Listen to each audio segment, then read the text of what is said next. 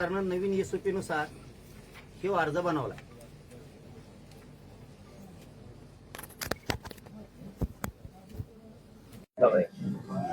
या अर्जानुसार मराठवाड्यातल्या सगळ्या लोकांनी उद्यापासून अर्ज हैदराबाद गॅजेटच्या निर्णयानुसार द्यायला सुरुवात करा।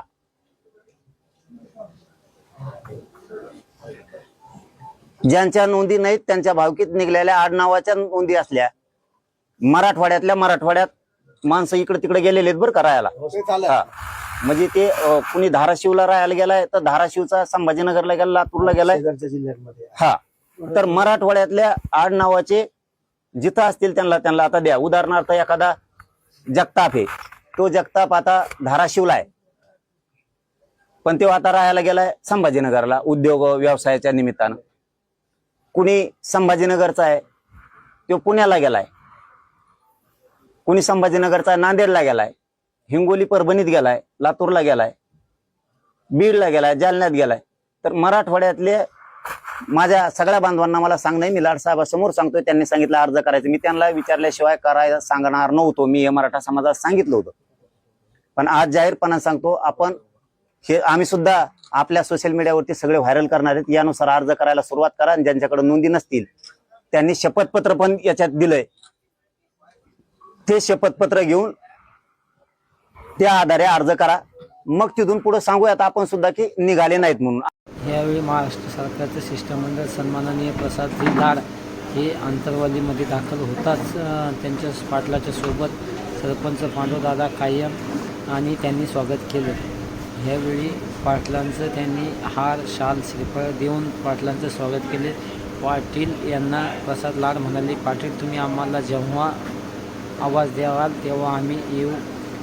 छत्रपती शिवाजी महाराजांची मूर्ती देऊन पाटलाचं स्वागत केलं। यावेळी महाराष्ट्र सरकारचं शिष्टमंडळ सन्माननीय प्रसादजी लाड त्यांच्यासोबत त्यांचे सर्व सहकारी भाजपचे जे सर्व अध्यक्ष असेल किशोरजी शिताळे, छत्रपती संभाजीनगरचे किशोरजी शिताळे व बदनापूरचे लोकप्रिय आमदार सन्माननीय नारायण भाऊ कुचे व प्रसाद लाडसोबत सर्व सहकारी पोलीस बांधव हा मोठा तगडा बंदोबस्त पोलीस थापा सर्व जण आंतरवालीमध्ये पाटलांना भेटण्यासाठी आले व जरांगे पाटील यांच्यासोबत चर्चा केली व हैदराबाद गॅजेटच्या नुसार त्यांनी एक अर्ज दिलेला आहे, तो अर्ज भरून आपल्याला नोंदीचे जे काय असेल ते कामं करायचे असेल त्यांनी सांगितलेले आहे। त्यावेळी त्यांनी सरपंच पांडुदादा तारक आंतरवालीचे यांच्या निवासस्थानी जेवणाचा आस्वाद घेतला। यावेळी सर्व सहकारी मित्रमंडळ होते। नवीन SOP नुसार हे अर्ज बनवला।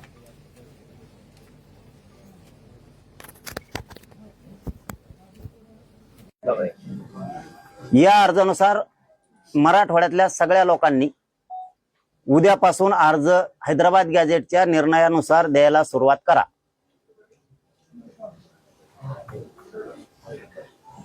ज्यांच्या नोंदी नाहीत त्यांच्या भावकीत निघलेल्या आडनावाच्या नोंदी असल्या मराठवाड्यात माणसं इकडे तिकडे गेलेले आहेत बरं करायला।